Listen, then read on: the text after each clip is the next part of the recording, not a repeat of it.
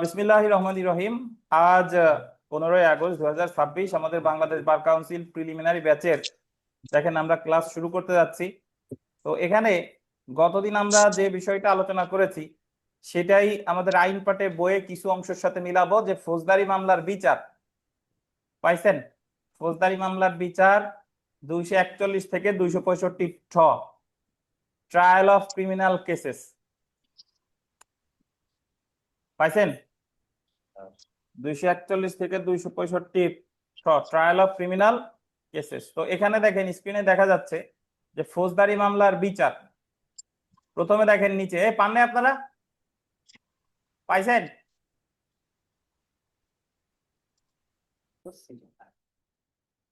দেখেন এখানে দেখেন ম্যাজিস্ট্রেট আদালতের বিচার 241 থেকে কত 250, নিচে দেখেন ওই যে, হ্যাঁ ওই যে সংক্ষিপ্ত বিচার 260 থেকে 200 কত 65, আর দায়রা আদালতের বিচার 265 ক থেকে 265। তো আমরা মাঝেরটা পড়ি নাই, কিন্তু ম্যাজিস্ট্রেট এবং দায়রা আদালতের বিচার কি পড়ছি। তো এই জায়গায় আলোচনা কিছুই পড়বো না, সরাসরি এখানে দেখেন আসামির অব্যাহতি, ডিসচার্জ অফ দ্য অ্যাকিউজড, নিচে আসেন পাইছেন। আসামির অব্যাহতি, ডিসচার্জ অফ দ্য অ্যাকিউজড 241 ও 241 ক 265 কত গ। সো এখানে চার্জ গঠনের শুনানি, অব্যাহতির আবেদন, মোটামুটি যা আছে এগুলা কিছুই পড়তে যাব না। তারপরে দেখেন যে অব্যাহতির ক্ষেত্রে যে সকল বিষয় বিবেচনা করবে, এটা আন্ডারলাইন করেন পাইছেন। অব্যাহতির ক্ষেত্রে যে সকল বিষয় বিবেচনা করবে। আরে বেটা কোথায় কোথায়, এই যে তোকে কম দেখেন।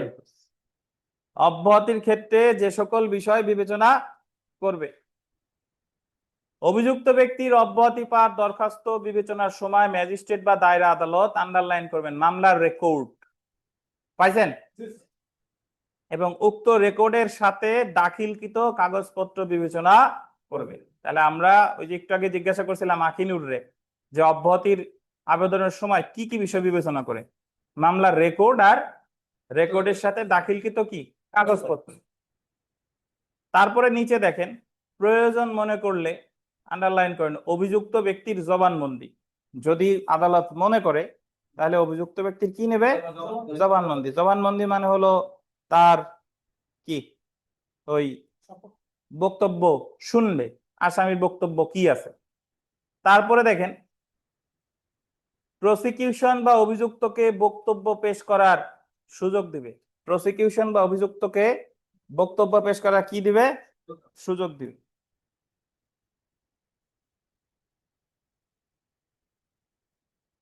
বক্তব্য পেশের সুযোগ দেবে, এটার অর্থ হলো ওই যে আসামিরা যেরকম শুনছে বাদী পক্ষরেও শুনবে, ওই আইনজীবীরাও শুনবে, আবার বাদী পক্ষ যদি উপস্থিত থাকে তার কথাও শুনবে। আচ্ছা, এখন একেবারে ডান পাশে চলে আসেন, ওই যে যা পড়লাম তার উপরে, যে মামলার রেকর্ড এবং রেকর্ডের সাথে দাখিলকৃত কাগজপত্র, এই কথাগুলোর আসলে অর্থ কি। আমাদের মনে প্রশ্ন আসতে পারে, স্যার মামলার রেকর্ড কি আর রেকর্ডের সাথে দাখিলকৃত কাগজপত্র, এই কথাগুলোর আসলে অর্থ কি, বুঝতে পারছেন? সো এটা যদি দেখেন 241 ক ধারায় এবং 265 গ ধারায় অভিযুক্ত ব্যক্তির অব্যাহতির আবেদনের শুনানির সময় ম্যাজিস্ট্রেট বা দায়রা আদালত যেমনটি প্রযোজ্য, শুধুমাত্র আন্ডারলাইন করবেন মামলার রেকর্ড এবং উক্ত রেকর্ডের সাথে দাখিলকৃত কাগজপত্র বিবেচনায় নেবেন। এখন তারপরে আন্ডারলাইন করেন, মামলার রেকর্ড অর্থ হলো 173 ধারায় দাখিলকৃত পুলিশ রিপোর্ট। তাহলে মামলার রেকর্ড অর্থ কি, 173 ধারায় যে পুলিশ রিপোর্ট দেয়, আপনারা অনেকে নতুন আসছেন, আপনারা যেটা মিস করছেন আবার পাবেন। পুলিশ রিপোর্ট হলো পুলিশ তদন্ত করে যে প্রতিবেদন জমা দেয় সেটারে বলে পুলিশ রিপোর্ট। পুলিশ রিপোর্ট হলো দুই প্রকার। পুলিশ যদি তদন্ত শেষে ওই ঘটনার সত্যতা পায় এবং আসামিরা এই অপরাধের সাথে জড়িত, তাহলে দেয় চার্জশিট।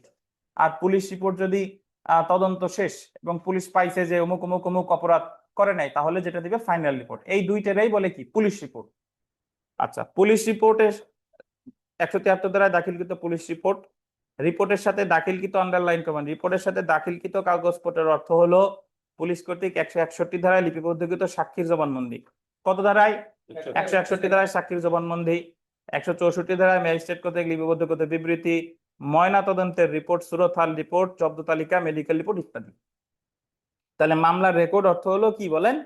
Police report. আর এছাড়া এর সাথে সাথে 161, 164 এগুলাই হলো আপনার রেকর্ডের সাথে দাখিলকৃত কাগজপত্র। তারপরে দেখেন, দাখিলকৃত অনুসন্ধান রিপোর্ট বিবেচনা করা ছাড়া চার্জ গঠন করা যায় না। আচ্ছা, এখন আমরা একটু নিচে যদি চলে আসি, দেখেন যে উপরিল্লিখিত বিষয়গুলো বিবেচনা করার পর যদি ম্যাজিস্ট্রেট বা দায়রা আদালত মনে করে অভিযুক্ত ব্যক্তির বিরুদ্ধে আনীত অভিযোগ ভিত্তিহীন হবে, তাহলে ম্যাজিস্ট্রেট আন্ডারলাইন করবেন 241 ক ধারায় এবং দায়রা আদালত আন্ডারলাইন করবেন 265 গ ধারায় অভিযুক্তের অব্যাহতি দিতে পারে। মানে ওই যে সবাই শুনবে, কাগজপত্র বিবেচনায় নিবে, তারপর যদি মনে হয় যে না আসামি কোনো অপরাধ করে নাই, তাহলে ম্যাজিস্ট্রেট অব্যাহতি দিবে 241 ক, দায়রা আদালত দিবে 265 গ। কিন্তু অভিযুক্ত অপরাধ করেছে বলে অনুমান করার কারণ আছে বলে ম্যাজিস্ট্রেট বা দায়রা আদালতের মনে হলে আন্ডারলাইন করবেন ম্যাজিস্ট্রেট 242 ধারায় এবং দায়রা আদালত 265 ঘ ধারায় চার্জ গঠন করবে। পাইছেন? আচ্ছা, এখন দেখেন, আসামিকে অব্যাহতি দিলে ফরিয়াদির প্রতিকার। আসামির যদি অব্যাহতি দেয় তাহলে ফরিয়াদি প্রতিকারকে, ফরিয়াদি মানে হলো যিনি মামলা করছে। আমরা জানি কি অব্যাহতি দেখ বা না দেখ প্রতিকার কি? রিভিশন। দেখেন 241 ক ধারার অধীন ম্যাজিস্ট্রেট আসামিকে অব্যাহতির আদেশ দিলে আন্ডারলাইন করবেন দায়রা জজের নিকট রিভিশন দায়ের করতে পারবে। বা 265 ক ধারায় দায়রা আদালত অভিযুক্তকে অব্যাহতি দিলে ফরিয়াদি বা রাষ্ট্রপক্ষ উক্ত অব্যাহতি আদেশের বিরুদ্ধে হাইকোর্ট বিভাগে রিভিশন করতে পারবে। যদি ম্যাজিস্ট্রেট অব্যাহতি দেয় রিভিশন হবে দায়রা আদালতে, যদি দায়রা আদালত দেয় রিভিশন হবে কোথায়? হাইকোর্টে। সো আপাতত মনে রাখেন যে ডিসচার্জ করুক বা না করুক প্রতিকার কি? রিভিশন। চলে আসেন জেনে রাখা ভালো, ডান সাইডে। ম্যাজিস্ট্রেট আদালত 241 ক ধারায় এবং দায়রা আদালত 265 গ ধারায় অভিযুক্তকে অব্যাহতি দিতে পারে, এটা আমরা জানি না? জানি। 241 ক বা 265 গ ধারায় চার্জ গঠনের শুনানির সময় অভিযুক্ত ব্যক্তি অব্যাহতির আবেদন করতে পারে। অব্যাহতির আবেদন বিবেচনা করার সময় অভিযুক্ত কর্তৃক দাখিলকৃত, এটা আন্ডারলাইন করেন, ভিভিআই। অব্যাহতির আবেদন বিবেচনার সময় অভিযুক্ত ব্যক্তি কর্তৃক দাখিলকৃত কোনো ডকুমেন্ট বা নথি বিবেচনা করার কোনো সুযোগ নাই। তিনটে স্ট্যান্ডার্ড, খুবই গুরুত্বপূর্ণ কথা। এই যে অব্যাহতি আবেদন বিবেচনা করার সময় সবাই শুনবে, কিন্তু ওই আসামিরা যদি কোনো দলিলপত্র দাখিল করে সেটা বিবেচনা কি নাই? সুযোগ। তো বিগত বছরের প্রশ্ন দেখেন, ফৌজদারি মামলার কোন পর্যায়ে আসামি ডিসচার্জের আবেদন করতে পারে? এ জায়গায় আছে অপরাধ আমলে নেওয়ার সময়, চার্জ গঠনের পরে, চার্জ গঠনের সময়, সাক্ষ্য গ্রহণ শেষে, আসামি পরীক্ষাকালে। কখন? চার্জ গঠনের সময়। উত্তর হবে চার্জ গঠনের সময়। তারপরে প্রশ্নটা পড়েন ইসমাইল, জোরে। এ মাইক্রোফোন কার কাছে আছে? দেন, পড়েন, আপনি পড়েন, জোরে পড়েন। 3 নম্বর, 2 নাম্বার পরেরটা। The code of criminal procedure 1898 এর কোন ধারার বিধান মতে দায়রা আদালত আসামিকে অব্যাহতি দিতে পারে? কোন ধারায়? 265 265 সি। সি। ক উত্তর হলো না কেন বলেন? ম্যাজিস্ট্রেট আদালত হলে উত্তর হতো ক। স্যার, এটার জন্য দায়রা আদালত এই জন্য আসছে। তারপরেরটা পড়েন। অভিযোগ বিষয়ে শুনানিকালে অভিযুক্ত ব্যক্তি কর্তৃক দাখিলকৃত বিতর্কিত দলিলাদি বিবেচনা করা যাবে কি না? মানে চার শুনানির সময় আসামি কোনো কাগজপত্র দিলে এটা স্যার কোনো হবে না, যাবে না। করা কি যাবে না স্যার। ব্যাখ্যাটা ইম্পর্টেন্ট, দেখেন ব্যাখ্যাটা জেনে রাখেন। এই যে নজরুল ইসলাম বনাম রাষ্ট্র 50 ডিএল এর মামলায় বলা হয়েছে, অভিযোগ গঠন বিষয়ে শুনানির সময় আসামির দাখিলি প্রমাণ তথা দলিলপত্র বিবেচনা করা যায় না এবং তার ভিত্তিতে আসামির বিরুদ্ধে মামলা বাতিল করা যায় না। বুঝছেন? জি স্যার। আচ্ছা, তারপরে পড়েন, তারপরেটাও পড়েন। আসামির অব্যাহতি পাওয়ার দরখাস্ত বিবেচনার সময় নিম্নের কোন দলিল বিবেচনায় নেওয়া যায় না? কোন দলিল? আসামির দাখিলকৃত যত প্রমাণ। আপনারা আমাদের পড়ার পদ্ধতি হলো, আপনি জীবনেও এই বইয়ের ওই কোনো এমসিকিউ আগে থেকে পড়তে যাবেন না। আমরা যদি ভেতরের যে আলোচনা পড়ি, যে বুঝি, আলোচনা পড়বো, বুঝবো, এরপরে যে কোনো এমসিকিউ প্রশ্ন দেখবেন যে 100টা থাকলে 90টা আপনি পারেন। ঠিক আছে, কিন্তু আপনি যদি ভেতরের আলোচনা না পড়ে না বুঝে মুখস্থ করেন, ওই একদিন দুই দিন মনে থাকবে, তারপরে কিন্তু আর থাকবে না। ঠিক আছে, তো তো এইভাবে 5, 6 এগুলো সব পড়ে নিয়েন। আমরা চলে আসি, দেখেন চার্জ গঠন, ফ্রেমিং অফ চার্জ। তো চার্জ গঠন মোটামুটি আমরা জানি যে ম্যাজিস্ট্রেট আদালত চার্জ গঠন করে 242, দায়রা আদালত করে 265 ঘ। তো এই জায়গায় আসলে পড়ার তেমন কিছু নাই, ওই যে আমরা ওই জায়গায় যা পড়ছি তাই। এখানে বিগত বছরের একটা প্রশ্ন আছে, এটা একটু দেখি। দেখেন, আসামির বিরুদ্ধে অভিযোগ গঠনের পর কি করা হয় না, মানে যখন অভিযোগ গঠন করা হয়ে গেছে তখন কি করা হয় না, সেটা এখানে বলছে যে সে বিচার প্রার্থনা করে কিনা জিজ্ঞাসা করা, অভিযোগ পাঠ করে শোনায়, তাকে সাফাই সাক্ষী বিষয়ে জিজ্ঞাসা করে, অভিযোগ ব্যাখ্যা করে, কিন্তু সে বিচার প্রার্থনা করে কিনা এটা জিজ্ঞাসা করা। বাস্তবে আপনি যদি কোর্টে যান তাহলে এই সবগুলাই করে। অভিযোগ পাঠ করে শোনায় যে তোমার বিরুদ্ধে এত এত ধারায় চার্জ গঠন করা হলো, এটাও করে। সাফাই সাক্ষী বিষয়ে চার্জ গঠনের পরে তো একসময় তারা জিজ্ঞেস করে যে সাফাই সাক্ষী তুমি দিবা কিনা। অভিযোগ ব্যাখ্যা করে, তোমার বিরুদ্ধে এত এত ধারায় চার্জ গঠন করা হলো, এটাই কি ব্যাখ্যা। আর সে বিচার প্রার্থনা করে কিনা এটা জিজ্ঞাসা করা। বিচার প্রার্থনা করা এটাও বাস্তবে জিজ্ঞেস করে, মানে ওই যে জিজ্ঞেস করে যে আপনার বিরুদ্ধে এত এত ধারায় চার্জ গঠন করা হলো, আপনি কি দোষী নাকি নির্দোষ। সে বলে যে আমি নির্দোষ, বিচার চান, জি। বাট এক্ষেত্রে উত্তর যেটা হবে যে আপনার এখানে এই সে বিচার প্রার্থনা করে কিনা কি করা জিজ্ঞাসা করা।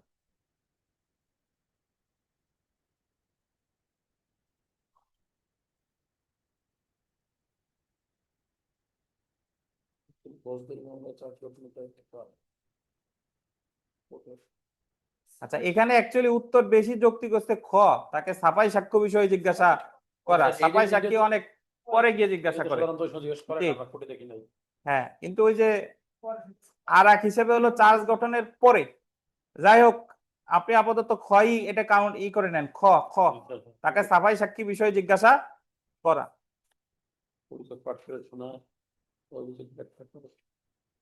আচ্ছা, একজন জিজ্ঞেস করছেন স্যার নির্দোষ হলে বিচার কেমনে চাই।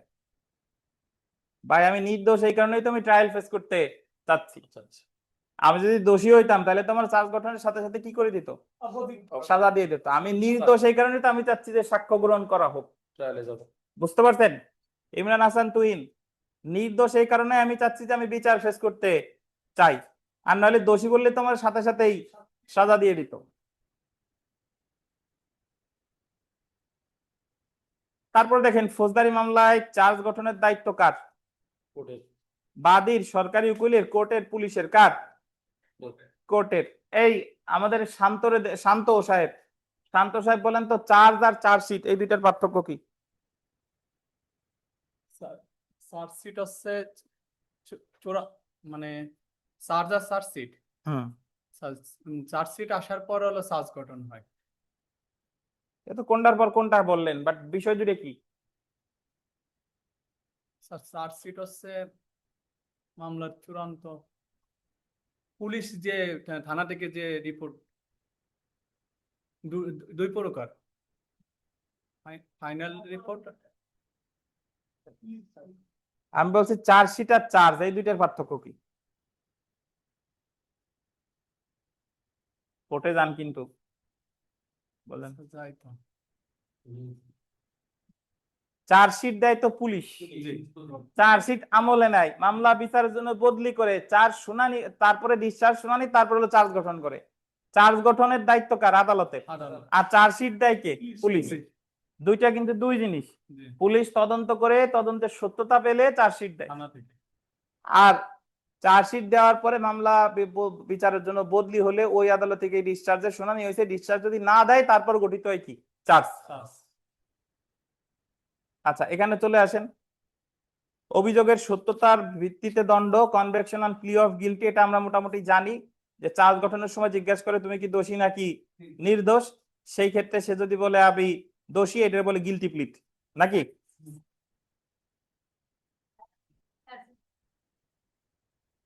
চার্জের বিষয়বস্তু কোথায় পেলেন।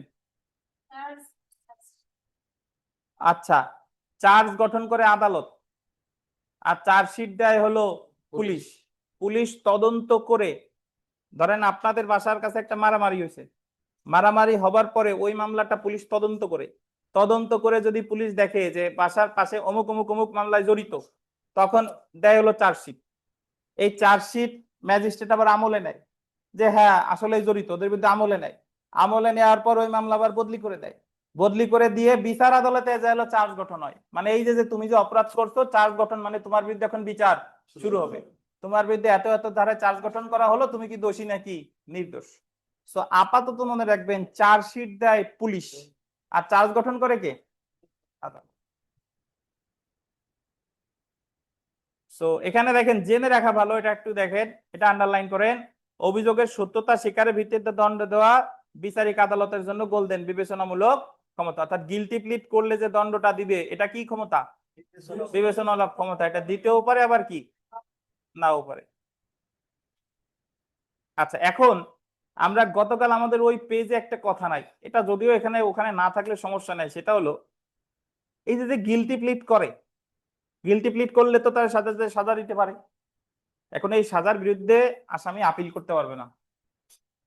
গিলটি প্লিটের যে সাজা, এই সাজার বিরুদ্ধে কি করা যায় না? আপিল করা যায় না। আপিল করা যায় না। এটা আমরা সামনে ওই ইসে গিয়ে পড়বো 412 ধারায় গিয়ে। তো আপাতত এখানে একটু দেখেন যে ফৌজদারি কার্যবিধি 1898 এর 412 ধারা অনুসারে যে ক্ষেত্রে অভিযুক্ত দোষ স্বীকার করেছে এবং দোষ স্বীকার ভিত্তিতে দণ্ড দেওয়া হয়েছে, সেই ক্ষেত্রে দণ্ডিত ব্যক্তি আন্ডারলাইন করবেন শুধুমাত্র শাস্তির পরিমাণ বা বৈধতা ব্যতীত কোনো আপিল করতে পারবে না। শাস্তির পরিমাণ বা বৈধতা কি, এটা আমরা পরে ব্যাখ্যা করব, ওই সময় গিয়ে বুঝতে পারবো। আপাতত মনে রাখেন গিলটি প্লিট করলে কি করা যায় না? আপিল করা যায় না। তো এখানে 1 নাম্বার প্রশ্নটা যদি একটু দেখেন, একজন প্রথম শ্রেণীর জুডিশিয়াল ম্যাজিস্ট্রেট পেনাল কোডের 379 ধারায় অভিযুক্ত আসামির বিরুদ্ধে চার্জ গঠনকালে আসামি গিলটি প্লিট করায় 1 মাসের বিনাশ্রম কারাদণ্ড দিছে। 379 হলো চুরি, সে চার্জ গঠনের সময় বলছে যে আমি চুরি করছি, তাহলে তার সাজা দিয়ে দিছে। এই সাজার বিরুদ্ধে কি করা যাবে না? আপিল যোগ্য নয় বিধায় আপিলটি কি হবে? নামঞ্জুর হবে। তাহলে গিলটি প্লিটের বিরুদ্ধে আপিল করা যাবে না। আমাদের একটু বিরতি, আমরা আসতেছি। জি, 244 ধারা দেখেন। 244 মোটামুটি ওই আপনার ইয়া করে ওই চার্জ গঠনের পর থেকে সাক্ষ্য গ্রহণ, তারপরে আসামির পরীক্ষা সহ যা যা সবকিছু করবে কততে? 244 ধারায়। এবং এই 244 ধারায় ইচ্ছা করলে ওই আপনার কোনো সাক্ষীর সমনও দিতে পারবে। ম্যাজিস্ট্রেট যদি কাউকে কোনো সমন দেয়, কত ধারায় দিতে পারে? 244 ধারায়। আর অপরদিকে দায়রা আদালতের ক্ষেত্রে যেটা মনে রাখতে হবে যে দায়রা আদালত সাক্ষ্য গ্রহণের দিন নির্ধারণ করে 265 স, আর সাক্ষ্য গ্রহণ করে 265 স। তারপরে 245টা দেখেন, 245-এ হয় খালাস দিবে, না হলে কি দিবে? শাস্তি। খালাস অথবা দণ্ড, খালাস অথবা দণ্ড। আর দায়রা জজ খালাস দেয় কততে? 265 জ, 265 জ, শুধুমাত্র পিডব্লিউ মানে প্রসিকিউশন উইটনেস এর পরে। আর যদি মনে করে যে আসামির শোনা দরকার, তাহলে শোনার সুযোগ দেবে 265 স, সরি 265 জ, আর যুক্তিতর্ক ইও, তারপরে দণ্ড অথবা খালাস কত? ট। সো এখানে এই যে 247 ধারাটা আছে, এই 247 ধারাটাই এখানে একটা দেখেন লেখা আছে যে 247 ধারায় বিধান করা হয়েছে যদি নালিশকারী বরাবর সমন ইস্যু করা হয়। এই কথাটা আছে না? যদি নালিশকারী বরাবর কি ইস্যু করা হয়? সমন ইস্যু করা হয়। এটা কেটে দিয়ে লিখতে হবে যদি নালিশি মামলায়, যদি নালিশ, পুরোটা কেটে দেন, নালিশকারী বরাবর সমন ইস্যু করা হয়, এবং এই পর্যন্ত কেটে দিয়ে লেখেন যদি নালিশি মামলায়। তাহলে ভাষাটা হবে যদি নালিশি মামলায় অভিযুক্ত ব্যক্তির হাজিরার দিনে নির্ধারিত দিনে অভিযুক্ত হাজির হয় কিন্তু নালিশকারী হাজির না হয়, সেই ক্ষেত্রে আদালত কি দিতে পারে? খালাস দিতে পারে। বুঝছেন?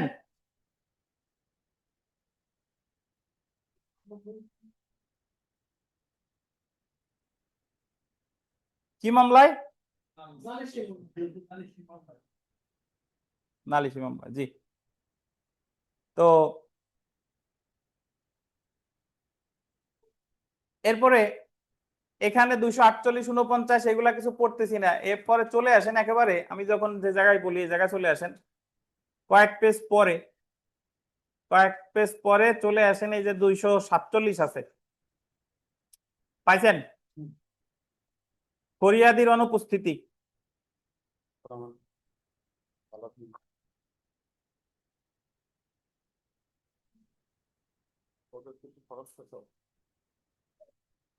পাইছেন না?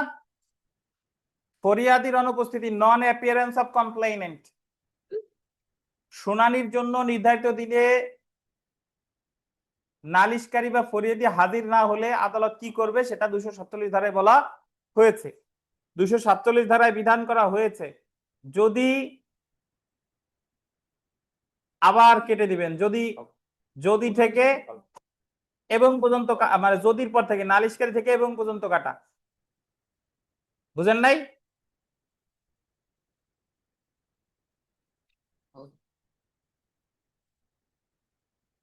এই পান না আপনি খুঁজে?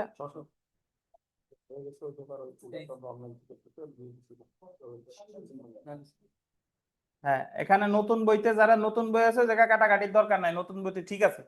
তাহলে 247 ধারার মূল কথা হলো যে যদি নালিশি মামলায় নালিশকারী হাজির না হয় তাহলে আসামিরে কি দিতে পারে, খালাস, বা পরবর্তী কোনো দিন পর্যন্ত মামলার শুনানি কি রাখতে পারে, মুলতবি রাখতে পারে। কিন্তু দেখেন, কিন্তু অভিযোগকারী যদি গোল্ডেন সরকারি কর্মচারী হয়, যিনি মামলা করছে তিনি যদি কি হয়, সরকারি কর্মচারী হয়, যিনি মামলা করছে তিনি যদি সরকারি কর্মচারী হয় তাহলে কি হবে? তাহলে দেখেন, ব্যক্তিগত হাজিরা প্রয়োজন না হলে ম্যাজিস্ট্রেট তাকে ব্যক্তিগত হাজিরা অব্যাহতি দিতে পারে এবং ম্যাজিস্ট্রেট মামলা কি হতে পারে, অগ্রসর হতে পারে। তো তাহলে এখানে একটা বিষয় দেখেন, মুলতবি আবেদন 247 ধারায় নালিশকারী শুনানি মুলতবির জন্য আবেদন করতে পারে বা ম্যাজিস্ট্রেট যথেষ্ট কারণে শুনানি মুলতবি করতে পারে। প্রতিকার দেখেন, প্রতিকার 247 ধারায় ম্যাজিস্ট্রেট অভিযুক্তকে আন্ডারলাইন করেন, খালাস প্রদান করতে পারে। কি প্রদান করতে পারে? খালাস। তাহলে নালিশকারী দায়রা জজের নিকট আপিল দায়ের করতে পারে। আপনি একটা জিনিস আজকে থেকে মনে রাখবেন, ফৌজদারি কার্যবিধিতে খালাস দিলেই প্রতিকার আপিল। খালাসটা যেভাবেই হোক না কেন, ফৌজদারি কার্যবিধি আমি মনে রাখবো, খালাস যেভাবেই দেখ না কেন কি হবে, আপিল হবে। আচ্ছা, জেনে রাখা ভালো। দেখেন 247 ধারা শুধুমাত্র নালিশি মামলার ক্ষেত্রে প্রযোজ্য। কি মামলা? 247 ধারা শুধুমাত্র নালিশি মামলার ক্ষেত্রে প্রযোজ্য।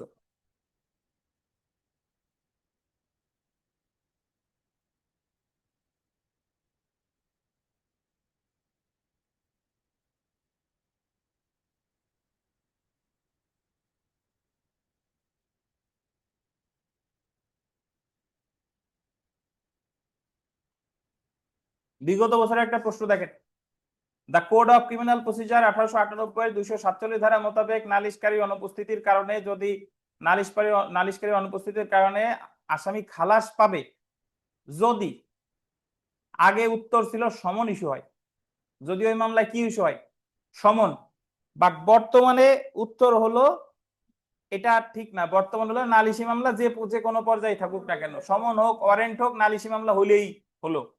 2025 সালে নিয়ম করছে নালিশি মামলা হলেই হলো। নালিশি মামলায় যদি নালিশকারী অনুপস্থিত থাকে তাহলে 247 প্রযোজ্য। আর এর আগে কি ছিল? যদি নালিশি মামলা কি ইস্যু হতো, সমন।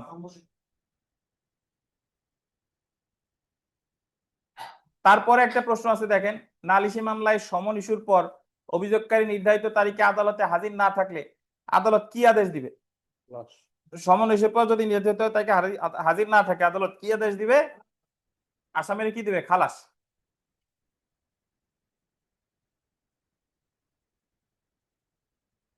তো সেলফ প্র্যাকটিসের যে প্রশ্ন আছে এগুলা বুঝে বুঝে পড়ে ফেলবেন।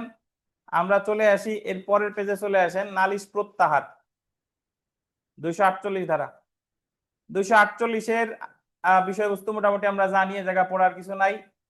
সিআর মামলা প্রত্যাহার করে 248 ধারায় চার্জ গঠনের আগে করুক আর পরে করুক, প্রত্যাহার করলেই কি খালাস। আর 494 ধারাটাও আমরা এই জায়গায় পড়ছি, পিপি যদি চার্জ গঠনের আগে প্রত্যাহার করে তাহলে অব্যাহতি চার্জ গঠনের পরে প্রত্যাহার করলে কি খালাস, এটা আমরা জানি না, জানি। তারপরে আসেন, এটা 248 আর পড়বো না, এটা যেহেতু এই যে জানি। আর জেনে রাখা ভালো, দেখেন জেনে রাখা ভালো, 248 ধারায় নালিশ প্রত্যাহারের অনুমতি দেওয়া এবং অভিযুক্তকে খালাস দেওয়া ম্যাজিস্ট্রেটের জন্য বিবেচনামূলক ক্ষমতা। 3টে স্টার দেন। 248 ধারায় নালিশ প্রত্যাহার করুক বা না করুক, খালাস দেখ বা না দেখ, এগুলা কি ক্ষমতা? বিবেচনামূলক। বিবেচনামূলক ক্ষমতা। আর 47-48 শেয়ার মামলা, শেয়ার মামলার ক্ষেত্রে, আর 494টা হলো জিয়ার মামলা। যারা বুঝেন না সিআর জিআর কি, যে মামলাটা সরাসরি ম্যাজিস্ট্রেটের কাছে করে সেটা বলে সিআর, কমপ্লেন রেজিস্টার্ড কেস। আর যে মামলাটা থানায় এফআইআর এর মাধ্যমে হয় পরবর্তীতে সেটা হয় জিআর। বিগত বছরের প্রশ্ন 1 নাম্বার পড়েন ইসমাইল, মাইক্রোফোনটা দেন।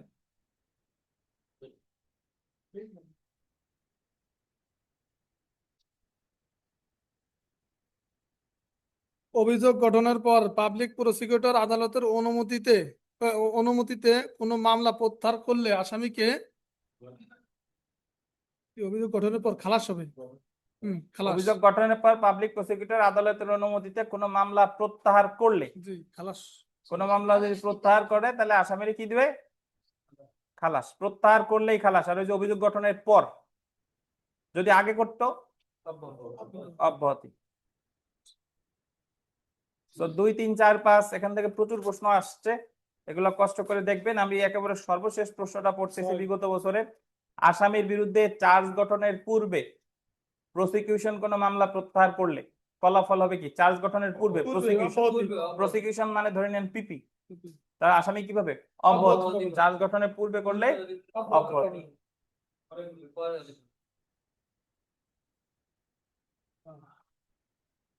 সেলফ প্র্যাকটিসের 6 নাম্বার সবই পড়বেন, এবং সেলফ প্র্যাকটিসের প্রশ্ন পড়ার নিয়ম হলো আপনি একটা কার্ড নেবেন বা হাত দিয়ে উত্তরগুলো ঢাকবেন, ঢেকে আপনি প্রশ্নটা পড়বেন। আগে আপনি পড়ার পরে আপনার উত্তর কি ওটা সিলেক্ট করবেন, তারপরে দেখবেন আপনার উত্তরের সাথে বইয়ের উত্তর মিলে কিনা। এখানে 6 নাম্বার প্রশ্নটা দেখেন, অভিযোগকারী নালিশ প্রত্যাহার করতে পারে রায় ঘোষণা মামলা চূড়ান্ত আদেশের পূর্বে যে কোনো সময়। চলে আসি 249 ধারায়, চলে আসেন।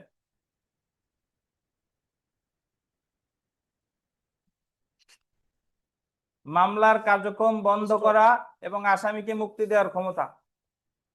মামলার কার্যক্রম বন্ধ করা বা আসামিকে মুক্তি দেওয়ার ক্ষমতা। ধারা কত? 249। Power to golden stop proceedings. Power to stop proceedings and release the accused. এখন আমরা তো মোটামুটি জানি এই যে 249 ধারা আমরা ওই পেজ থেকেই পড়ছি। এটা কোন মামলার ক্ষেত্রে? কমপ্লেইন ব্যতীত অন্যান্য মামলা, তার মানে জিআর অথবা নন জিআর। এটা সিআর মামলার ক্ষেত্রে প্রযোজ্য না। এর জায়গায় মামলার কার্যক্রম স্টপ করে, স্টপের বাংলা প্রতিশব্দ, বাংলা আক্ষরিক অর্থ দ্বারা বন্ধ, স্থগিত না, কি হবে? বন্ধ। সো এই জায়গায় বিস্তারিত পড়তেছি না, যেটা আমরা ওখানে পড়ি নাই সেটা একটু দেখবো। দেখেন, যে সকল ম্যাজিস্ট্রেটগণ 249 ধারায় মামলার কার্যক্রম বন্ধ করতে পারে। পাইছেন? এই যে সকল ম্যাজিস্ট্রেটগণ 249 ধারায় মামলার কার্যক্রম বন্ধ করতে পারে, এই জিনিসটা আমরা ওখানে পড়ি নাই।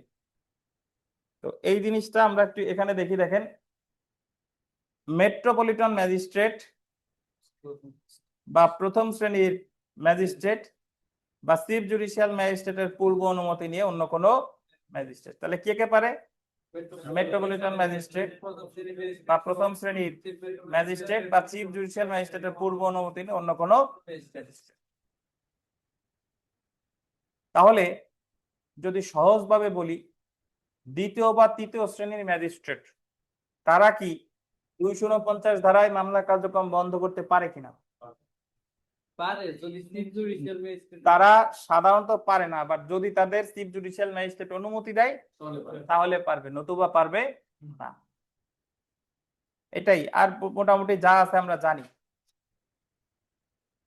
আর প্রতিকার 249 ধারা যদি মামলা কার্যক্রম বন্ধ করে, তাহলে প্রতিকার অ্যাকচুয়ালি আছে 3টা, মনে আছে কিনা আপনাদের? ওই যে পুনরুজ্জীবিত করে আবেদন করতে পারে, নতুন মামলা করতে পারে, রিভিশন করতে পারে। তো জেনে রাখা ভালো, তো চলে আসেন, জেনে রাখা ভালো। 249 ধারা শুধুমাত্র জিআর বা এফআইআর মামলার ক্ষেত্রে প্রযোজ্য। কিসের ক্ষেত্রে প্রযোজ্য? জিআর বা এফআইআর। সিআর মামলার ক্ষেত্রে 249 ধারা প্রযোজ্য না। আর 249 ধারায় খালাস বা দণ্ডের রায় ঘোষণা না করে মামলার কার্যক্রম বন্ধ ঘোষণা করতে পারে এবং অভিযুক্তকে মুক্তি দিতে পারে। 249 ধারায় মামলার কার্যক্রম বন্ধ করতে এবং অভিযুক্তকে মুক্তি দিতে ম্যাজিস্ট্রেট বাধ্য নয়, বরং এটা কি বিবেচনামূলক। এখন আমরা যদি সংক্ষেপে মনে রাখার এই যে শখটা, এটা যদি দেখেন, আমি আপনাদের একটা জিনিস শিখাইছি, খালাস দিলেই প্রতিকার কি? আপিল। আর অব্যাহতি দিলে কি? রিভিশন। মুক্তি দিলেও রিভিশন। শুধুমাত্র খালাসের বিরুদ্ধে আপিল। এই যে দেখেন 247 ধারায় নালিশকারী অনুপস্থিত, আদেশ খালাস, প্রতিকার কি হবে? আপিল। 248 ধারায় নালিশকারী কর্তৃক অভিযোগ প্রত্যাহার, আদেশ খালাস, প্রতিকার কি? আপিল। 249 ধারায় মামলার কার্যক্রম বন্ধ, আদেশ মুক্তি, প্রতিকার কি? রিভিশন। মুক্তি আমি জানি, খালাস ছাড়া বাদ বাকি যা হলে কি? রিভিশন। তারপরে 494 ধারায় যদি চার্জ গঠনের আগে প্রত্যাহার করে তাহলে অব্যাহতি, অব্যাহতি হলে প্রতিকার কি? রিভিশন। আর চার্জ গঠনের পরে যদি করে কি? খালাস। খালাস হলে কি? আপিল। বিগত বছরে একটা প্রশ্ন আছে ইসমাইল, 1 নাম্বার পড়েন। The code of criminal procedure 1898 এর 249 ধারার বিধান মতে ম্যাজিস্ট্রেট আসামিকে মুক্তি দেওয়ার ক্ষেত্রে মামলাটি স্থগিত করবেন না, না, বন্ধ। কি করবে? বন্ধ। বন্ধ। স্টপ। স্টপের আক্ষরিক অর্থ বন্ধ। এটাকে স্থগিত অনেকে ভুল ক্রমে দাগাইতে পারে, তাহলে উত্তর হবে কি? বন্ধ। যদি কোনো অপশনে বন্ধ না থাকতো তাহলে উত্তর হতো স্থগিত। বুঝছেন? আচ্ছা, তারপরেরটা পড়েন ইসমাইল। তারপরেরটা আছে the code of criminal procedure 1898 এর সেকশন 249 এর অধীনে বিচার বন্ধ হলে অভিযুক্ত মুক্তি পাবে। বিচার বন্ধ হলে অভিযুক্ত ব্যক্তি কি পাবে? মুক্তি মুক্তি পাবে। মুক্তি পাবে। 3 নাম্বার পড়ে। কমপ্লেন্ট ব্যতীত অন্যভাবে রুজুকৃত একটি ফৌজদারি মামলার কার্যক্রম বন্ধ করা হলে ম্যাজিস্ট্রেট আসামিকে ফৌজদারি মামলা কার্যক্রম যদি বন্ধ করা হয়, ম্যাজিস্ট্রেট আসামিকে কি দিতে পারে? মুক্তি দিতে পারেন। মুক্তি দিতে কি মুক্তি দিতে বাধ্য পারে? না, বিবেচনামূলক ক্ষমতা। 2 নাম্বার সেলফ প্র্যাকটিসের 2 নাম্বারটা পড়েন। 249 ধারা অনুযায়ী অভিযোগ ব্যতীত অন্য কোনোভাবে রুজুকৃত মামলার কার্যক্রম বন্ধ করে আসামিকে মুক্তি দিতে পারে। আচ্ছা, এখানে আছে সবকটি হবে। মেট্রোপলিটন ম্যাজিস্ট্রেট পারে, প্রথম শ্রেণী ম্যাজিস্ট্রেট পারে, চিফ জুডিশিয়াল ম্যাজিস্ট্রেটের অনুমতি নিয়ে অন্য কেউ পারে। জি ঠিক আছে? জি। আর এই জায়গায় যত প্রশ্ন আছে বুঝে বুঝে পড়বেন, বিশেষ করে একেবারে সর্বশেষ প্রশ্নটা পড়েন, 8 নাম্বার। কোন ফৌজদারি মামলার 2 জন 8 নাম্বার প্রশ্নটা একটু দেখেন পরে। কোন ফৌজদারি মামলার 2 জন গুরুত্বপূর্ণ সাক্ষী বিদেশ গমন করেছে এবং রাষ্ট্রপক্ষ শুনানির জন্য নির্ধারিত দিনে তাদের হাজির করতে ব্যর্থ হয়েছে।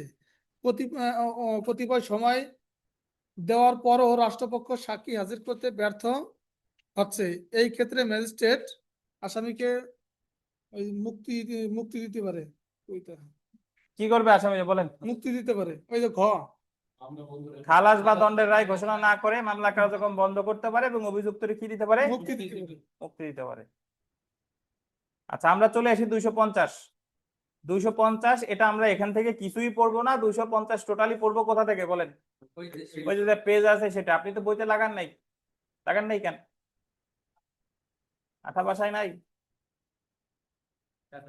আঠা দিয়ে লাগাই ফেলতে হবে, নাহলে এই পেজ কিন্তু আপনার থাকবে না। আর এই পেজ সমান সমান এই জায়গার অনেকগুলা পেজ যদি বুঝে থাকেন, তো ওইটা বইতে ওই কায়দা করে লাগাই ফেলতে হবে। দেখেন তো এখানে 250 রিলেটেড যে বিগত বছরের প্রশ্ন, এগুলার এখনকার প্রেক্ষাপটে মিলবে না। কেন মিলবে না? দেখেন, আমি যদি এখানে 1 নম্বর প্রশ্নটা পড়ি, দা কোড অফ ক্রিমিনাল প্রসিডিওর 1898 250 2 ধারা অনুসারে ফরিয়াদি এ মিথ্যা অভিযোগ করার জন্য দোষী সাব্যস্ত হন। সিনিয়র জুডিশিয়াল ম্যাজিস্ট্রেট এ কে ক্ষতিপূরণ বাবদ অনধিক কত টাকা প্রদানের নির্দেশ দিতে পারে? 50,000, কিন্তু এই জায়গায় কি অপশনে 50 আছে? আগে এই 50,000 টাকা ছিল 1,000, এখন সংশোধন করে করছে কত? 50,000। তাহলে এই প্রশ্নটা 2022 সালে, এখনকার প্রেক্ষাপটে উত্তর হতো কত? 50,000। আর সিনিয়র জুডিশিয়াল ম্যাজিস্ট্রেট মানে কোন শ্রেণী ম্যাজিস্ট্রেট? প্রথম শ্রেণীর ম্যাজিস্ট্রেট। তো এখানে বাদ বাকি যেগুলো আছে উত্তরে অনেক কিছু না মিলতে পারে নতুন বই ছাড়া পুরাতন বইতে, তো এটা আমরা এখান থেকে পড়ে নিব। তো এই যে ম্যাজিস্ট্রেট এবং দায়রা আদালতের বিচার পদ্ধতি আমরা যে পড়লাম 241 ক থেকে 265 ঠ, এখান থেকে প্রিলিতে একটা তো আসবেই প্রশ্ন, দুইটাও আসতে পারে। কোনো প্রশ্ন থাকলে জিজ্ঞাসা করতে পারেন। এবং আজকে আমাদের এটার উপরই পরীক্ষা, একটু পরে এটার উপরই পরীক্ষা অনুষ্ঠিত হবে। আর প্রশ্ন যদি না থাকে তাহলে আমরা পরের টপিকে চলে যাই।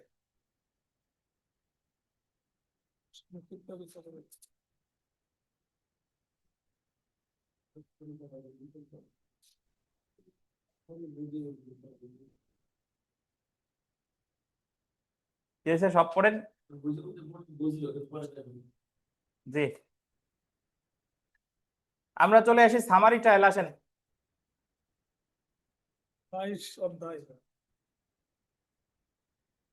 সংক্ষিপ্ত বিচার পাশে লিখে রাখেন 22তম অধ্যায়।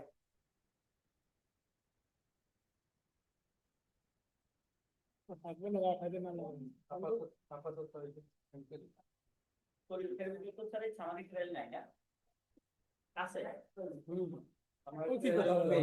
পরীক্ষা নাই মানে আজকে যা যা পড়াবে তার উপর দিয়ে।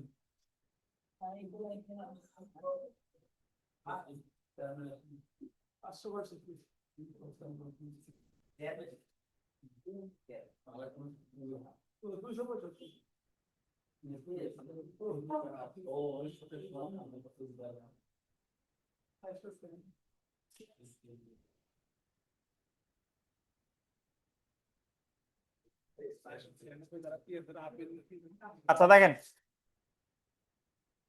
আমরা চলে আসি সামারি ট্রায়াল।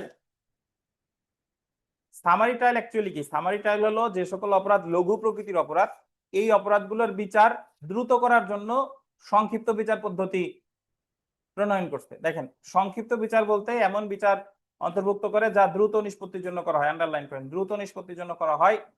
গুরুতর নয় এমন অপরাধ বা যে অপরাধমূলক কাজের জন্য লঘু শাস্তি হয়, সেই সব অপরাধগুলোর বিচার সংক্ষিপ্ত পদ্ধতিতে করা যায়। তারপরে দেখেন, আন্ডারলাইন করেন, যে সকল ম্যাজিস্ট্রেটগণ সংক্ষিপ্ত বিচার করতে পারে এবং যে সকল অপরাধগুলো সংক্ষিপ্ত পদ্ধতিতে বিচার করা যায়, আন্ডারলাইন করবেন, তা 260 ধারায় আলোচনা করছে। কত ধারা? 260 ধারা। এবং সংক্ষিপ্ত পদ্ধতিতে বিচারের প্রক্রিয়া এবং শাস্তি প্রদানের সীমা সম্পর্কে 262 ধারায় আলোচনা করা হয়েছে। তো প্রথমে আমরা চলে আসি সংক্ষিপ্ত বিচারের ক্ষমতা। সংক্ষিপ্ত বিচারের ক্ষমতা কত ধারা? 260। এখানে দেখেন, নিম্নলিখিত ম্যাজিস্ট্রেটগণ সংক্ষিপ্ত বিচার করতে পারে। 1 নম্বরে কি আছে? Metropolitan magistrate. 2 নম্বরে লেখা আছে না ক্ষমতাপ্রাপ্ত প্রথম শ্রেণী ম্যাজিস্ট্রেট? মানে এরা প্রথম শ্রেণী। এখানে ক্ষমতাপ্রাপ্ত কেটে দেন, জাস্ট হোক প্রথম শ্রেণী ম্যাজিস্ট্রেট। ক্ষমতাপ্রাপ্ত কেটে দেবো স্যার। তাহলে মেট্রোপলিটন ম্যাজিস্ট্রেট সামারি ট্রায়াল করতে পারে। আর কে পারে? প্রথম শ্রেণী ম্যাজিস্ট্রেট। বা নিচে দেখেন, প্রথম শ্রেণী ম্যাজিস্ট্রেটের ক্ষমতা দেওয়া হয়েছে এমন কোন ম্যাজিস্ট্রেটের বেঞ্চ। এই বেঞ্চ মানে আপনারা যে বেঞ্চে বসে আসছেন, এই বেঞ্চটা, এই বেঞ্চ মানে হলো বিচার যারা করে, বিচার আসন, যে জায়গা বিচার করে বেঞ্চ। যে 1 সদস্যের সমন্বয় বেঞ্চ, 2 সদস্যের সমন্বয় বেঞ্চ, 2 সদস্যের সমন্বয় বেঞ্চ মানে একসাথে 2 জন বিচার করে। বুঝতে পারছেন?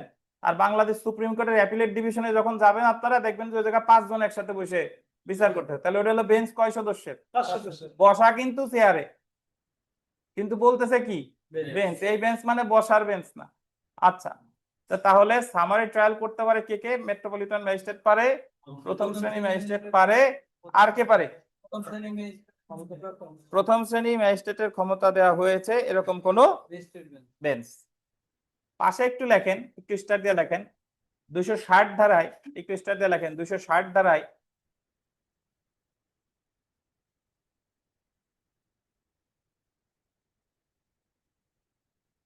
14টি ক্ষেত্রে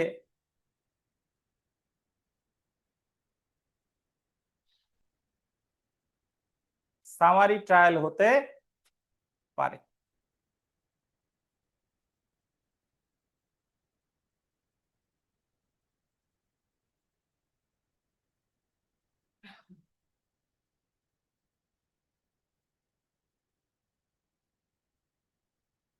তাহলে 260 ধারায় কয়টা ক্ষেত্রে সামারি ট্রায়াল হতে পারে? 14টি ক্ষেত্রে 14টি ক্ষেত্রে সামারি ট্রায়াল হতে পারে। এখন এই 14টা ক্ষেত্র আপনার মুখস্থ করার প্রয়োজন নাই। এই 14টা ক্ষেত্র হলো এই জায়গায় 14 ধরনের অপরাধ আছে, যে অমুক অমুক অপরাধ, যে অপরাধের শাস্তি 2 বছরের কম, যে অপরাধের শাস্তি মৃত্যুদণ্ড, যাবজ্জীবন কারাদণ্ড না, যে অপরাধের শাস্তি এতদিন, এই সকল অপরাধের ক্ষেত্রে সামারি ট্রায়াল হতে পারে। এই জায়গায় কয়টা ক্ষেত্র আছে? 14টা। জেনে রাখা ভালো। দেখেন, সংক্ষিপ্ত বিচার পদ্ধতিতে কোনো অপরাধে কোনো ব্যক্তি অপরাধী হলে কোল দিবেন 2 বছরের অধিক মেয়াদে কারাদণ্ডে দণ্ডিত করা যাবে না। এটা গুরুত্বপূর্ণ। অর্থাৎ সামারি ট্রায়ালে সর্বোচ্চ সাজা দেওয়া যায় কতদিন?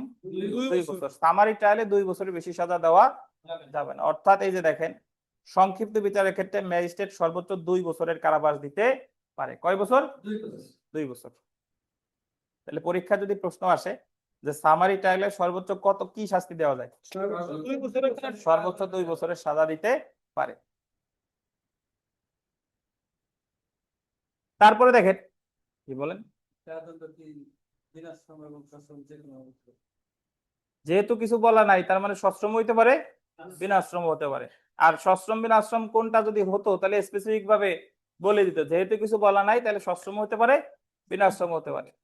তারপরে দেখেন, সংক্ষিপ্ত বিচারের ক্ষেত্রে ম্যাজিস্ট্রেট এ জায়গা 200 টাকা যার বইতে আছে 200 টাকা কেটে 5000 করে দেন। 200 টাকা কার কার বইতে আছে? 5000 করেন। আগে ছিল 200 টাকা। সংক্ষিপ্ত বিচারের ক্ষেত্রে ম্যাজিস্ট্রেট 5000 টাকার বেশি জরিমানা না করলে তার বিরুদ্ধে আপিল করা যাবে না। অর্থাৎ সামারি ট্রায়ালে যদি 5000 টাকা জরিমানা করে তাহলে আপিল করা যাবে না। 5000-এর বেশি করলে আপিল করা যাবে। সামারি ট্রায়ালে 5000 টাকা পর্যন্ত জরিমানা করলে আপিল করা যাবে না। 5000 টাকার বেশি করলে আপিল করা যাবে। অর্থাৎ আবার আছে, অর্থাৎ 200 টাকার বেশি জরিমানা করলে 200-এর জায়গা হবে কত? 5000 টাকার বেশি জরিমানা করলে আপিল করা যাবে।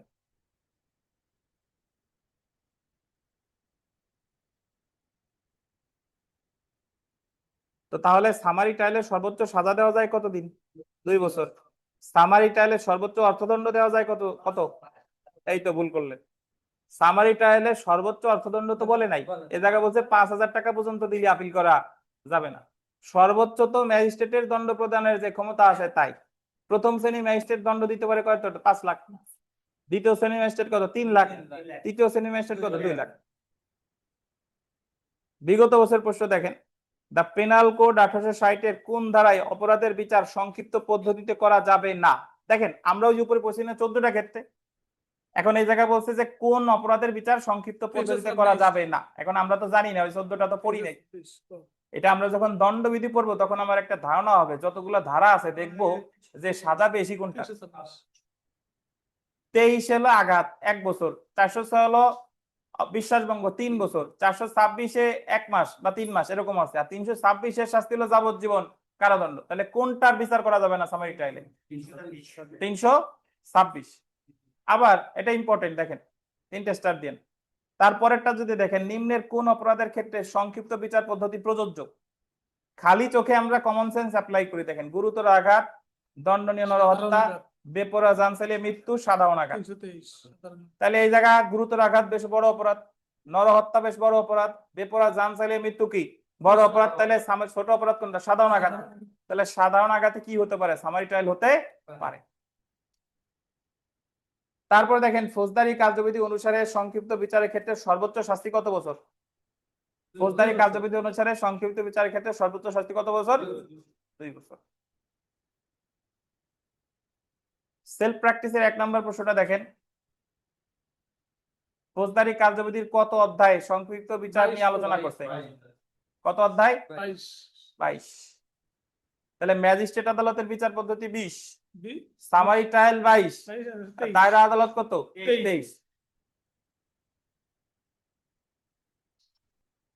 3 নম্বর প্রশ্নটা ভিভিআই দেখেন, no sentence of imprisonment for a term exceeding 2 years shall be passed in the case of any conviction under this chapter. এটা বলা হয়েছে 262 ধারায়। আচ্ছা, 5 নাম্বার প্রশ্নটা ইম্পর্টেন্ট, 5 দুইটা স্টার দিয়েন, 6 নম্বরে দুইটা স্টার দিয়েন। 8 নাম্বারটা দেখেন, সরকার ফৌজদারি কার্যবিধির কত ধারার অধীন, আন্ডারলাইন করেন, দ্বিতীয় বা তৃতীয় শ্রেণী ম্যাজিস্ট্রেটের এখতিয়ার প্রদত্ত হয়েছে এমন কোন বেঞ্চকে সংক্ষিপ্ত পদ্ধতিতে বিচারের ক্ষমতা দিতে পারে। এটা উত্তরে বলছে 200 কত 61। আমরা 260-এ জানি সংক্ষিপ্ত পদ্ধতিতে বিচার করতে পারে মেট্রোপলিটন ম্যাজিস্ট্রেট, প্রথম শ্রেণী ম্যাজিস্ট্রেট বা প্রথম শ্রেণী ম্যাজিস্ট্রেটের ক্ষমতাপ্রাপ্ত অন্য কোনো বেঞ্চ। আর 261-তে বলছে দ্বিতীয় বা তৃতীয় শ্রেণী ম্যাজিস্ট্রেটও সামারি ট্রায়াল দিতে পারে। কত ধারা? 261। পাশে একটু স্টার দিয়ে লেখেন 261 ধারায় 4টি ক্ষেত্রে, 261 ধারায় 4টি ক্ষেত্রে।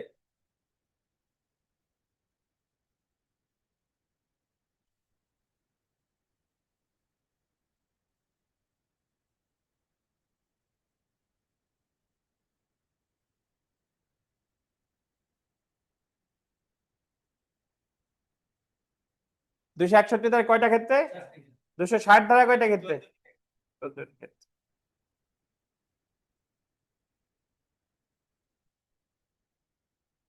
10 নম্বর প্রশ্নটা দেখেন, সংক্ষিপ্ত পদ্ধতিতে বিচার করা যেতে পারে, এটা অনধিক 2 বছর কারাদণ্ডযোগ্য অপরাধ সমূহ। ইম্পর্টেন্ট। 11 নম্বর প্রশ্নটা ভিভিআই দেখেন, চুরিকৃত সম্পত্তির মূল্য ড্যাশ টাকার বেশি না হলে চুরির অপরাধ সংক্ষিপ্ত পদ্ধতি হতে পারে। 5,000-এর 10,000, এই জায়গায় 10,000 কেটে লেখেন 5 লাখ। 2025 সালে করছে 5 লাখ। চুরিকৃত সম্পত্তির মূল্য 5 লাখ টাকার বেশি না হলে। আগে 10,000 টাকা পর্যন্ত সামারি ট্রায়ালে বিচার করা যেত, এখন 10,000 টাকার চুরির বিষয়বস্তু কত টাকা হলে? 5 লাখ। 2025-এ করছে 5 লাখ। ঠিক আছে। তারপরে দেখেন 12 নম্বরটা দেখেন, সংক্ষিপ্ত বিচারে প্রদত্ত ড্যাশের বিরুদ্ধে আপিল করা যায় না। আগে ছিল 200 টাকা, এখন কত? 5,000। ভাই জরিমানা 5,000 টাকা পর্যন্ত দিলে আপিল করা যায় না। আর যদি বলে যে সামারি ট্রায়ালে বিচার করা যায়, চুরিকৃত সম্পত্তির মূল্য কত? 5 লাখ। দুইটা কিন্তু দুই জিনিস। একটা হলো 5,000, আপিল করা যাবে না, 5,000 টাকা পর্যন্ত হইলে আপিল করা যাবে না। আর যে জিনিস চুরি করছে তার মূল্য কত টাকা পর্যন্ত হইলে সামারি ট্রায়াল হইতে পারে? 5 লাখ। আর সামারি ট্রায়ালে সর্বোচ্চ সাজা দেওয়া যায় কত? 2 বছর। 260 ধারায় সামারি ট্রায়াল 14টি ক্ষেত্রে, মেট্রোপলিটন ম্যাজিস্ট্রেট, প্রথম শ্রেণী ম্যাজিস্ট্রেট বা প্রথম শ্রেণী ম্যাজিস্ট্রেটের ক্ষমতাপ্রাপ্ত বেঞ্চ। আর 261 ধারায় 4টা ক্ষেত্রে, দ্বিতীয় বা তৃতীয় শ্রেণীর ম্যাজিস্ট্রেট। এই হলো আপনার সামারি ট্রায়াল। অধ্যায় কত? 22। তাহলে ম্যাজিস্ট্রেট আদালত 20, সামারি ট্রায়াল 22, দায়রা আদালত কত? 23। আমাদের মাগরিবের নামাজের বিরতি, তারপরে এসে বাকিটা পড়বো এবং ক্লাস টেস্ট দিব ইনশাআল্লাহ। আচ্ছা, তাহলে এখানে দেখেন অব্যাহতি, খালাস এবং মুক্তি। অব্যাহতি, খালাস এবং মুক্তি, এটা আসলে বোঝা উচিত। আপনারা একটু হলেও একটু ধারণা করতে পারছেন। অব্যাহতি দেওয়া হয় সাধারণত চার্জ গঠনের আগে, অর্থাৎ কোনো সাক্ষ্য টাক্ষ্য গ্রহণ করা হয় না, এই অবস্থায় দেওয়া হয় অব্যাহতি। আর খালাস দেওয়া হয় চার্জ গঠনের পরে। অব্যাহতি, খালাস আমরা বেশ কয়েক জায়গায় পড়ছি। ধরেন আমরা অব্যাহতি পড়ছি, প্রথমে তদন্ত প্রতিবেদনের উপর ভিত্তি করে অব্যাহতি দেয় 202(2) খ। তারপরে আপনার পিপি চার্জ গঠনের আগে মামলা প্রত্যাহার করলে অব্যাহতি দেয় আপনার 494 ক। এছাড়া ডিসচার্জ শুনানি করে ম্যাজিস্ট্রেট অব্যাহতি দেয় 241 ক। দায়রা আদালত দেয় 265 গ। আমরা অব্যাহতি সর্বসাকুল্যে 4 জায়গায় পাইছি, কিন্তু খালাস বেশ কয়েক জায়গায় আমরা পাইছি। দেখেন, প্রথমত যদি বলি, পিপি যদি চার্জ গঠনের পরে মামলা প্রত্যাহার করে তাহলে খালাস, একটা খালাস। 245 ধারায় ম্যাজিস্ট্রেট বিচার শেষে খালাস দেয়, মনে আছে কিনা? 245। 247 ধারায় নালিশকারী অনুপস্থিতির কারণে খালাস, 248 ধারায় মামলা প্রত্যাহারের কারণে খালাস, নাকি? এরপরে যদি আমরা দায়রা আদালতের দিকে যাই, 265 জতে খালাস, 265 টতে খালাস। তাহলে খালাসও বহুত জায়গায় আছে, অব্যাহতিও বেশ কয়েক জায়গায় আছে, বাট আমরা এখন পর্যন্ত মুক্তি পাইছি এক জায়গায়, 249 ধারায়। মুক্তি কত ধারায়? 249। 249 ধারায় মুক্তি পাইছে, এবং মুক্তি এই 249 ধারা ছাড়া কিন্তু অন্য কোথাও নাই। আর আপনি যদি প্রতিকারের কথা দেখেন, খালাসের বিরুদ্ধে প্রতিকার আপিল, যে কোনো খালাস যেভাবেই পাক না কেন প্রতিকার কি? আপিল। অব্যাহতির বিরুদ্ধে প্রতিকার কি? রিভিশন। আর মুক্তির বিরুদ্ধে প্রতিকার রিভিশন। সো এই জায়গায় যে অব্যাহতি, খালাস এবং মুক্তি আছে, এটা আপনারা একটু পড়ে ফেলবেন। একেবারে আমি সব শেষের পয়েন্টটা, সব শেষের না, আমি ওই একেবারে শেষ থেকে 3 নাম্বার, 1 2 3 4 নাম্বার পয়েন্টটা পড়তেছি। দেখেন, উক্ত অব্যাহতির বিরুদ্ধে পুনরায় একই বিষয়ে মামলা দায়ের করতে পারে। আন্ডারলাইন করেন, পাইছেন?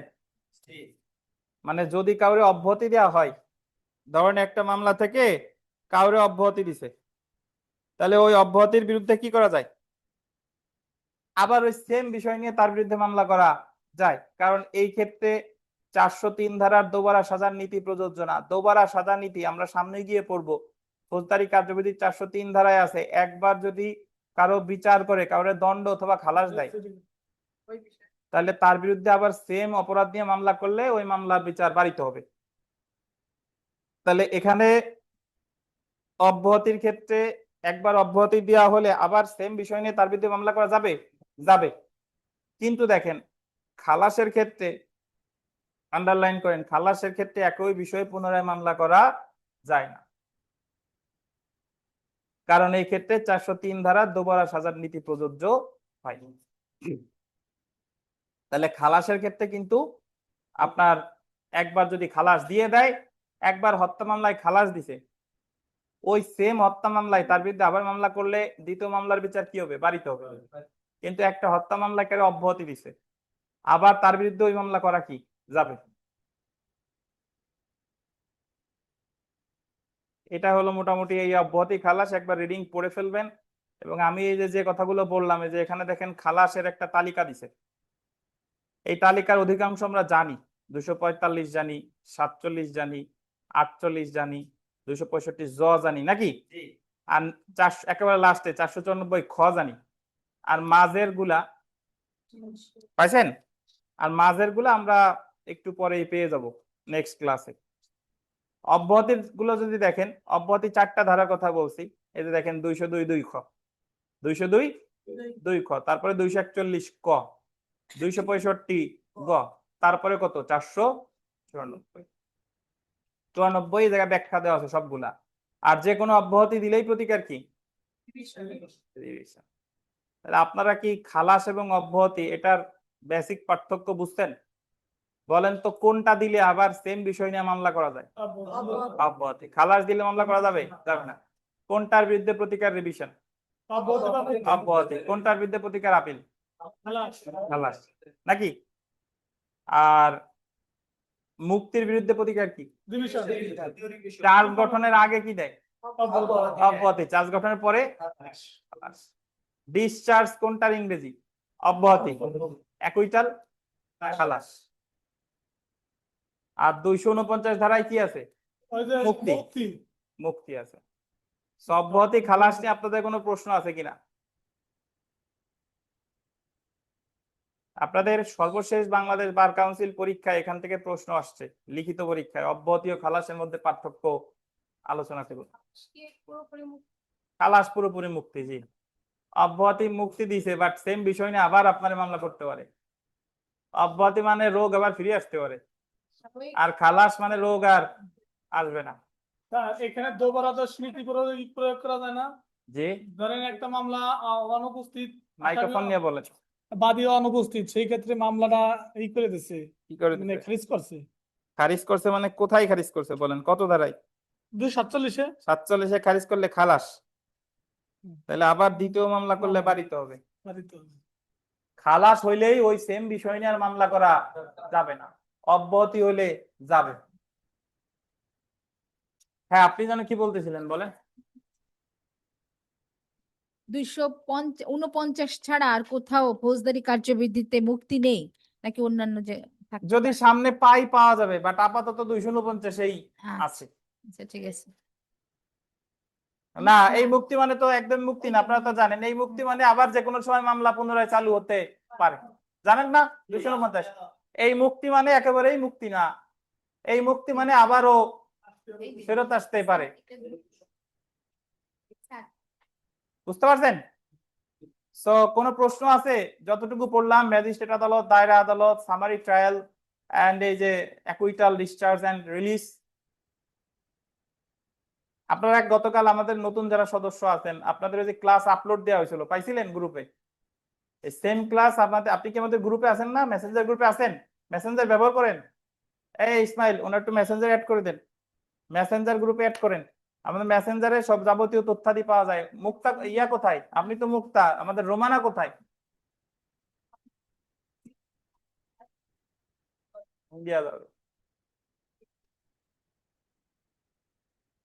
ঠিক আছে, তাহলে ভালো থাকেন। আজকে এই পর্যন্তই। আমরা 5 মিনিটের মধ্যে আপনারা প্রশ্ন পাবেন, আমাদের পরীক্ষা শুরু হবে ইনশাল্লাহ। ততক্ষণ পর্যন্ত অপেক্ষা করেন।